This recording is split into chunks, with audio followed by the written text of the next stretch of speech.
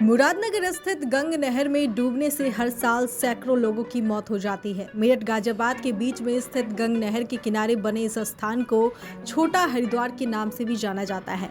गर्मी के मौसम में यहाँ से गुजरने वाले मुसाफिर साफ पानी को देखकर स्नान करने का मोह नहीं त्याग पाते और बीच नदी में गोता लगाने चले जाते हैं। कई बार बीच नदी में स्नान करने का उनका ये लालच मौत को बुलावा दे देता है। एक आंकड़े की माने तो यहाँ प्रतिवर्ष 50 से अधिक मौतें होती है। इन मौतों के लिए कौन जिम्मेदार है, इस रिपोर्ट को देखकर आप खुद ही अंदाजा लगाइए। तो पीएससी के जवान यहाँ पर तैनात हैं और दिन रात मेहनत कर रहे हैं और लोगों को तलाश कर रहे हैं कि जो लोग डूबे हैं उनको निकाला जाए। अब तस्वीरों में आप साफ तौर पर देख सकते हैं कि ये लोग यहाँ पर नहा रहे हैं, बीच में आकर नहा रहे हैं। यही वो लोग हैं जो तैरने के शौकीन हैं मगर नहर में आकर डूब जाते हैं। पीएससी की जो गाड़ी है परमानेंट यहाँ पर तैनात कर दी जाए तो शायद ऐसी घटना ना हो। स्थानीय लोगों के मुताबिक यहाँ छोटे बच्चों से लेकर सभी उम्र के लोग स्नान करने के लिए आते हैं। यहाँ के निवासी अशोक शर्मा बताते हैं कि अक्सर घाट पर कुछ ऐसे लोग भी स्नान करने के लिए आते हैं जिनका मकसद केवल पिकनिक मनाना होता है। वे यहाँ शराब पीते हैं और गंग नहर में तैरने की कोशिश करते हैं, जिससे अक्सर वे डूब जाते हैं। बता दें कि यहाँ से चंद कदमों की दूरी पर सरकारी शराब का ठेका भी है, जहाँ से शराब खरीद कर लाते हैं। दरअसल गंग नहर स्थित पुलिस चौकी में एक रजिस्टर रखा गया है जिसमें नहर में डूबने वाले लोगों का पूरा ब्यौरा दर्ज किया जाता है। प्रशासन की ओर से यहाँ एक पुलिसकर्मी तैनात है जो आने वाले लोगों को गहरे पानी में जाने से रोकता है। हमारे पहुंचने पर एक महिला पुलिसकर्मी वहां मौजूद थी जो लोगों को सतर्क कर रही थी। स्थानीय लोगों ने बताया कि 24 घंटे पहले एक युवक नहर में डूब गया था, जिसकी तलाश पीएससी की टीम बोट के जरिए कर रही है। लोगों का कहना है कि पीएससी की एक टीम को यहां अस्थायी रूप से तैनात किया जाना चाहिए ताकि डूबने वाले व्यक्ति को तुरंत बचाया जा सके। बता दें कि यहाँ कुछ युवा तैराक ऐसे हैं जो न केवल अपने कौशल का प्रदर्शन करते हैं बल्कि दूसरों की जान बचाने के लिए सदैव तत्पर रहते हैं। ऐसे ही एक प्रेरणादायक युवक है एहसान, जो अब तक कई लोगों की जान बचा चुके हैं। अच्छा, आप जब लोगों की मदद करते हैं तो लोग आपके पास खुद ही पहुंच जाते हैं? खुद ही जाते हैं, हमारे बच्चे को ढूंढ दो, हमारा ढूंढ दो जी, हमारी मदद कर दो।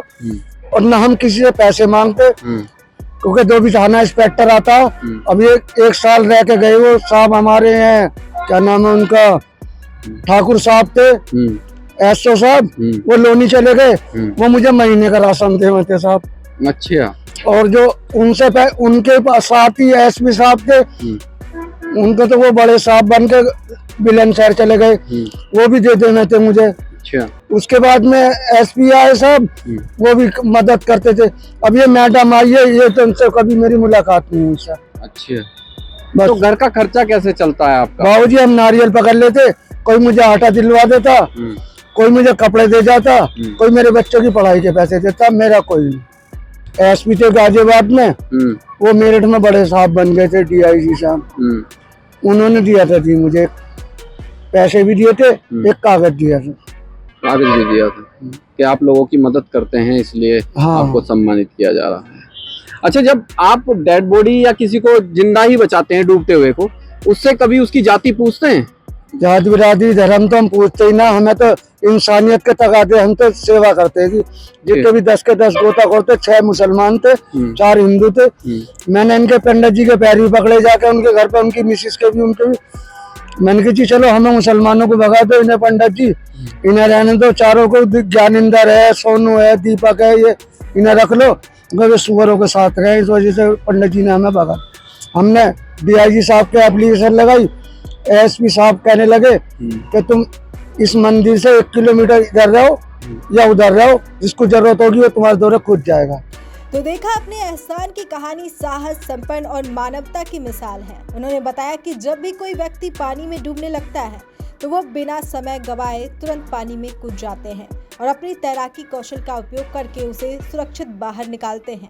उनकी ये तत्परता और निस्वार्थ सेवा भावना उन्हें अन्य लोगों से अलग बनाती है। और आगे जानकारी के लिए हमारे साथ जो है मंदिर के जो महंत हैं, उनसे ज्यादा जानकारी लेंगे कि सिचुएशन क्या रही है यहाँ पर, कि लोग क्यों डूबते हैं। भारी संख्या में, लाखों की संख्या में छोटे हरिद्वार पर श्रद्धालु स्नान करने के लिए गंगा घाट पर आते हैं। इसमें बहुत सारी त्रुटियां घाट पर अभी हैं,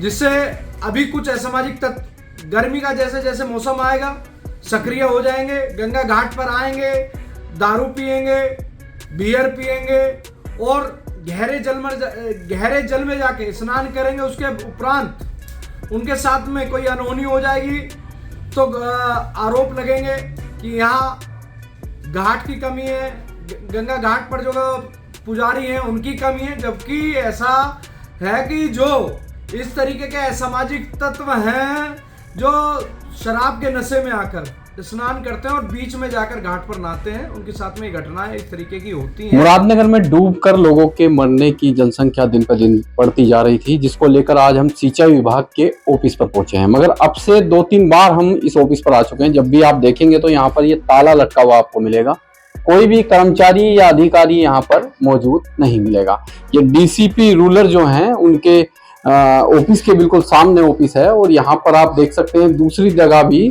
यहाँ भी आपको ताला लगा हुआ मिलेगा। तो सिचुएशन ये है, कोई भी कर्मचारी मौके पर मौजूद नहीं मिलता है, अपने ऑफिस में नहीं मिलता है। अगर पूछा जाए तो कहेंगे कि हम फील्ड में थे या फिर हम नहर के पास थे। बता दें कि गंग नहर की देखरेख का कार्य राज्य सरकार की नहरवाई विभाग द्वारा किया जाता है। हालांकि जब हम नहरवाई विभाग के कार्यालय पहुंचे तो वहां ताले लगे हुए थे। कार्यालय में ताले लटके होने से ये स्पष्ट होता है कि नहर विभाग में कार्य किस गति से चल रहा है। गंग नहर के इस घाट पर अब तक न जाने कितने लोगों की असमय मृत्यु हो चुकी है, लेकिन इन मौतों के लिए आज तक कोई आवाज नहीं उठी। क्या इसी प्रकार मौत का ये सिलसिला जारी रहेगा या फिर लोगों को असमय मौत से बचाने के लिए कोई ठोस कदम उठाए जाएंगे? इस खबर पर आपकी क्या राय है, कमेंट में हमें जरूर बताएं। बाकी देश और दुनिया की तमाम खबरों के लिए देखते रहिए लोकहित क्रांति न्यूज़। नमस्कार।